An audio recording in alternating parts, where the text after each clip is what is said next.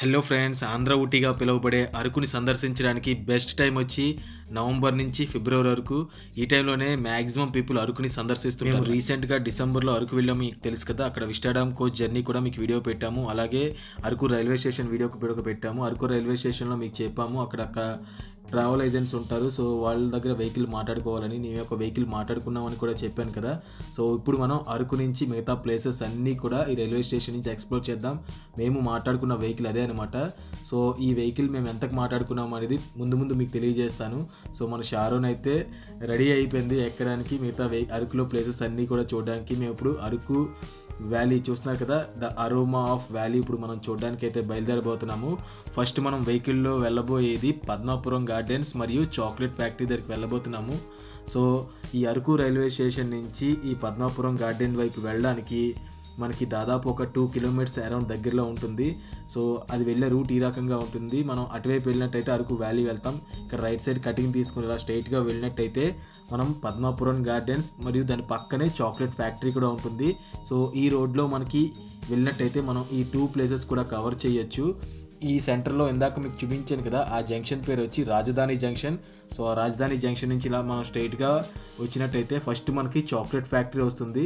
ముందుగా మనం chocolate factory చూసి ఆ తర్వాత కాస్త ముందుకు వచ్చినట్టయితే ఇక్కడ Padmapuram gardens, botanical Padmapuram gardens అని ఉంటుంది కదా. మన ఛానల్లో ఈ chocolate factory, botanical gardens video కూడా పెట్టాము. అవి కూడా ఎవరైనా చూడకపోతే తప్పకుండా చూడండి. ఇక ఈ బొటానికల్ గార్డెన్స్ అలాగే చాక్లెట్ ఫ్యాక్టరీ సందర్శించిన తర్వాత మనం మెయిన్ రోడ్లో వెళ్తుంటే మీకు రైట్ సైడ్లో జ్యోతి థియేటర్ని స్పాట్ చేశాను కదా. సో అరకు వ్యాలీలో ఉన్న ఒకే ఒక థియేటరే ఆ జ్యోతి థియేటర్. ఆ థియేటర్లో ఒక్కొక్కప్పుడు రిలీజ్ మూవీస్ వేస్తారు, ఒక్కొక్కసారి ఆల్రెడీ రిలీజ్ అయిన సెకండ్ రిలీజ్ మూవీస్ కూడా అక్కడ వేస్తారు. ఇదంతా కూడా అరకు వ్యాలీ రోడ్ అనమాట. ఇప్పుడు మనం వెళ్ళబోయేది ఏంటో తెలుసా? మీ అందరూ మన వీడియోస్లో చూసే ఉంటారు. మేము షారో, నేను ఇద్దరం కూడా ట్రైబల్స్లా డ్రెస్సింగ్స్ వేసుకుని వెళ్ళాం కదా. సో ఇప్పుడు మనం వెళ్ళేది అరకు గిరిగ్రామ దర్శిని.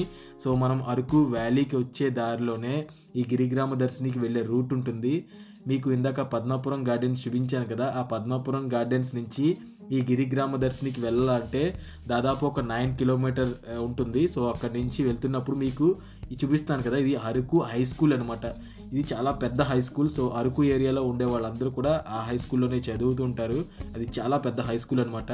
సో ఈ రోడ్ అయితే ఈ రకంగా ఉంటుంది. సో అరకులో ఉన్న అనేక ప్రాంతాలని కవర్ చేసుకుంటూ 9 కిలోమీటర్ అని చెప్పాను కదా. సో ఈ 9 కిలోమీటర్ ఈ గిరిగ్రామ దర్శినికి వెళ్ళాల్సి ఉంటుంది. 9 కిలోమీటర్లలో.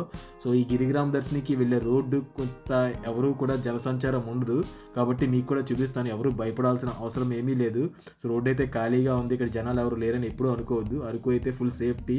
ఎటువంటి అసాంఘిక శక్తులు కానీ అసాంఘిక కార్యకలాపాలు కానీ ఇక్కడ జరగవు, ఇంతవరకు కూడా జరగలేదు కదా. సో హ్యాపీగా బైక్ మీద కూడా ఇక్కడ ఈ గిరిగ్రామ దర్శినికి మనం చేరుకోవచ్చు. సో ఈ రోడ్డు ఏ రకంగా ఉంటుంది అనే చూపించడమే నా ప్రధాన ఉద్దేశం.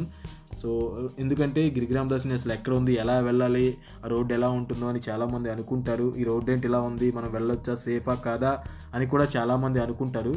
సో నేనైతే చెప్తున్నాను కదా, ఇక్కడైతే చాలామంది మా వెహికల్ అయితే వెళ్తుంది కదా, అలాగే చాలా వెహికల్స్ అయితే వస్తున్నాయి. సో ఫైనల్గా మనం గిరిగ్రామ దర్శిని దగ్గరికి వచ్చాము.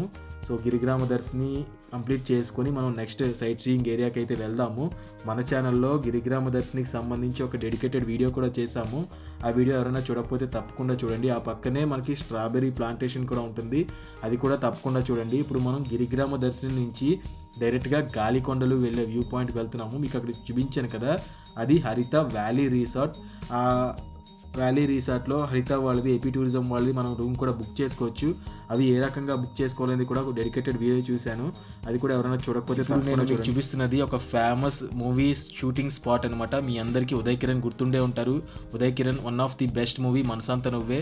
ఆ మనసంతా నువ్వే మూవీలో వాళ్ళు హీరోయిన్ ఇద్దరు కూడా ఆంజనేయ స్వామి గుడికి వస్తూ ఉంటారు కదా, అరకులో ఉన్న ఆంజనేయ స్వామి గుడికి.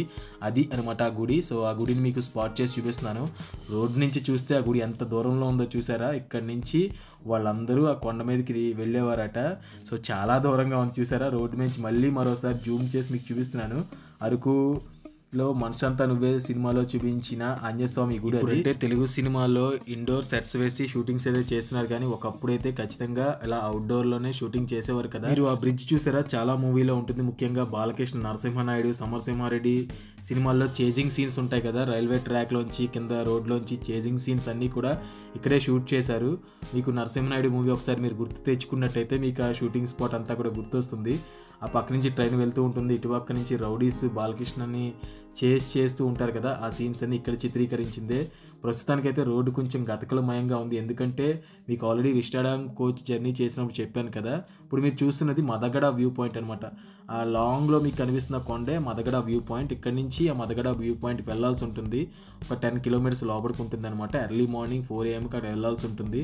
సో అరకులో ఇప్పుడు చాలా వరకు హట్స్ ఏర్పాటు చేశారు. సో ఎవరైనా టెంట్ బుక్ చేసుకోవచ్చు, టెంట్ బుక్ చేసుకొని టెంట్స్లో కూడా ఉండొచ్చు. మినిమం రెంట్ 500 నుంచి 1500 వరకు ఉన్నాయి. సో మరింత ముందుకు వెళ్ళినట్టయితే మరొక షూటింగ్ స్పాట్స్ మీకు చూపిస్తాను. ఇక్కడ కూడా చాలా మూవీస్ ఇక్కడైతే షూట్ చేశారు, ఈ కింద గ్రామాల్లో. ఫ్రెండ్స్, ఇది ఒక షూటింగ్స్ లొకేషన్. సో చాలా షూటింగ్లు ఇక్కడ జరిగాయట. సో చాలా సినిమాలు ఇక్కడ షూటింగ్ జరిగాయి. ఉస్తాద్, రీసెంట్గా వచ్చిన ఉస్తాద్ కానీ, ఉమామహేశ్వర, ఉగ్రరూపస్య కానీ, ఇలా చాలా సినిమాలు ఇక్కడ షూటింగ్ జరిగాయట ఫ్రెండ్స్. నువ్వు వస్తానంటే నేను వద్దంటాలో సిద్ధార్థ్ నడుస్తాడు కదా పొలాల్లో. సో ఇలా చాలా షూటింగ్లు ఇక్కడైతే జరిగాయి. నేను వద్దంటాలో శ్రీహరి మొత్తం కూడా అరకులోనే ఉన్నట్టు చూపిస్తాడు మనకి. అలాగే సిద్ధార్థ్ ఇక్కడ పంట పండించినట్టు ఆ గ్రామాల్లో నడిచినట్టు చూపిస్తాడు. అలాగే ఉమామహేశ్వర, ఉగ్రరూపస్య సినిమా కానీ, లేదంటే పరుగు సినిమా కానీ, లేదంటే మనసంతా నువ్వే సినిమా కానీ, ఇలా ఎన్నో సినిమాలు ఉన్నాయి ఫ్రెండ్స్ అరకులో షూటింగ్ చేసినవి. ముఖ్యంగా మన నందమూరి బాలకృష్ణ గారు అయితే అరకులో ఏదో ఒక ప్లేస్లో షూట్ చేస్తారు, కనీసం ఒక సాంగ్ అయినా. ఎల్లో ఫ్లవర్స్ దగ్గర కూడా షూట్ చేస్తారు. ఇక్కడ మీకు చూపిస్తాను కదా, ఇవన్నీ కూడా హనీ బీ పాయింట్స్ అనమాట. ఇక్కడ తేనె కూడా అమ్ముతుంటారు ఆ పాయింట్స్లో. ఇప్పుడు మీకు సుంకరమెట్ట సంత, ఈ ఏరియాలో ఇప్పుడు సంత జరుగుతుంది. ఈ ఏరియా పేరు ఇప్పుడే చెప్పాను కదా, సుంకరమెట్ట. సో ఈ సుంకరమెట్టలో ఇక్కడ సంత జరుగుతుంది. ఈ సుంకరమెట్టలో మరొక ఫేమస్ ప్లేస్ ఏంటంటే చర్చ్. ఈ చర్చ్లో కూడా అనేక మూవీ షూటింగ్స్ అయితే జరిగాయి. ముఖ్యంగా కృష్ణగాడి వీర ప్రేమ గాథ మూవీ కానీ, ఇలా అనేక మూవీస్ అయితే అక్కడ షూటింగ్ జరుపుకున్నాయి. అలాగే ఈ గిరిజన ప్రాంతంలో ఏర్పడిన మొట్టమొదటి చర్చ్ కూడా అదే. చాలా ఫేమస్ చర్చ్, బ్రిటిషర్స్ కట్టిన చర్చ్ అనమాట. చాలా బ్యూటిఫుల్గా ఉంటుంది. ముఖ్యంగా అక్కడ చాలా ఫోటోషూట్స్ అయితే జరుగుతూ ఉంటాయి. ఈ సంతలో కూడా చూసారా, గిరిజనులు అందరూ కూడా వాళ్ళ చోటుకి ఎలాగ వెళ్తున్నారో, ఎంత రద్దీగా ఉందో ఈ సంత అంతా కూడా. అలాగే ఈ రోడ్డు కూడా 1 వే రోడ్ అనమాట. కాబట్టి ఎప్పుడైనా బాగా రష్గా ఉన్న టైంలో ఈ రోడ్ అసలు బ్లాక్ అయిపోతుంది. అటువైపు నుంచి వచ్చే వెహికల్స్, ఇటువైపు నుంచి వచ్చే వెహికల్స్తో రోడ్ బ్లాక్ అయిపోతుంది. ఇప్పుడు మీకు ఒక స్కూల్ కూడా చూపెట్టాను. ఇదేనమాట సుంకరమెట్ట చర్చ్కి వెళ్ళే దారి. ఇది సుంకరమెట్ట చర్చ్ అనమాట, రాల్ఫ్ చర్చ్ ఇది. సో ఆ రాల్ఫ్ స్మిత్ చర్చ్ ఏ విధంగా పేరు వచ్చింది అనేది కూడా మన ఛానల్లో ఒక డెడికేటెడ్ వీడియో చేశాను. సో ఆ వీడియో ఇంకెవరన్నా చూడకపోతే తప్పకుండా చూడండి. ఇప్పుడు మనం చూస్తున్న ఈ ప్లేస్ అంతా కూడా కాఫీ ప్లాంటేషన్స్. ఇవన్నీ కూడా అనంతగిరి కాఫీ ప్లాంటేషన్స్. ఈ అనంతగిరి కాఫీ ప్లాంటేషన్స్ ఎలా ఉంటాయి, ఆ కాఫీ గింజల తాలూకు విశేషాలు ఏంటి, ఇక్కడ కాఫీ ఎందుకు ఫేమస్ అయింది, ఇటువంటి ఎంతో ఇన్ఫర్మేషన్ మన ఛానల్లో ఉంది. చాక్లెట్ ఫ్యాక్టరీ కానీ, చాక్లెట్ మ్యూజియం కానీ, కాఫీ ప్లాంటేషన్స్ గురించి కూడా ఎంతో ఇన్ఫర్మేషన్ మన ఛానల్లో ఉంది. అలాగే ఫైనల్గా మీకు చెప్పాను కదా, గాలికొండ వ్యూ పాయింట్కి అయితే వచ్చాము. ఈ గాలికొండ వ్యూ పాయింట్ అనేది మనకి అరకు వ్యాలీ రైల్వే స్టేషన్లో మనం స్టార్ట్ అయ్యాం కదా, అక్కడి నుంచి చూసినట్టయితే ఈ గాలికొండ వ్యూ పాయింట్ వరకు దాదాపు 19 కిలోమీటర్స్ ఉంటుంది. ట్రాఫిక్ ఇబ్బందులు లేకపోతే మనం 33 మినిట్స్లో వచ్చేయచ్చు. ఆ గాలికొండ వ్యూ పాయింట్ నుంచి నెక్స్ట్ మనం ట్రైబల్ మ్యూజియంకి వచ్చాము. ట్రైబల్ మ్యూజియం మొత్తం చూసాము. ఈ వీడియో కూడా మన ఛానల్లో ఉంది. అలాగే నెక్స్ట్ పక్కనే కాఫీ మ్యూజియం ఉంటుంది. ఆ కాఫీ మ్యూజియం కూడా మీరు చూడండి. సో అది కూడా పక్కనే ఉంటుంది. ఈ అరకు కాఫీ మ్యూజియం పక్కనే ఈ మసీద్ చూపిస్తున్నాను కదా, ఈ మసీద్ ఆపోజిట్లోనే మనకి బస్ డిపో ఉంటుందండి. సో కొంత ముందుకు వెళ్ళినట్టయితే అక్కడ బస్ డిపో ఉంటుంది. ఆ బస్ డిపో ద్వారా మనం వైజాగ్ చేరుకోవచ్చు. లాస్ట్ బస్ అయితే 7:30, గమనించండి. ఒకవేళ మనం బస్సు వెళ్ళిపోయింది, బస్సులో వెళ్ళడం ఇంట్రెస్ట్ లేదు, బస్సు పడదు అనుకునే వాళ్ళు, ఎలాగైనా మాకు ట్రైన్ టికెట్ కూడా లేదు, తొందరగా మేము డెస్టినేషన్ చేరుకోవాలనుకునే వాళ్ళు నేను చెప్పిన టిప్ ద్వారా కూడా చేరుకోవచ్చు. నైట్ జర్నీ ఏ రకంగా ఉంటుంది అరకు టు వైజాగ్, అలాగే ఎటువంటి రిజర్వేషన్ లేదు, టికెట్స్ లేవు, ఎలా చేరుకోవాలనేది నేను చెప్పిన టిప్ కోసం మా ఛానల్లో ఒక వీడియో ఉంటుంది, Araku night journey video. So అది కూడా తప్పకుండా చూడండి. మా 1 day Vizag to Araku video, Vizag నుంచి అరకు ఏ రకంగా వచ్చాము, అరకు వచ్చిన తర్వాత ఏ ప్లేసెస్ కవర్ చేసాం అన్నీ కూడా మీకు 1 డేలో మేము కవర్ చేసామన్నీ మీకు కూడా మీకు వీడియోస్ చేసాం కదా, మొత్తం వీడియోస్ అన్నీ చూడండి. అలాగే మొత్తం ట్రిప్కి నేను వెహికల్ మాట్లాడుకున్నామని చెప్పాను కదా, మాకు వెహికల్ మొత్తం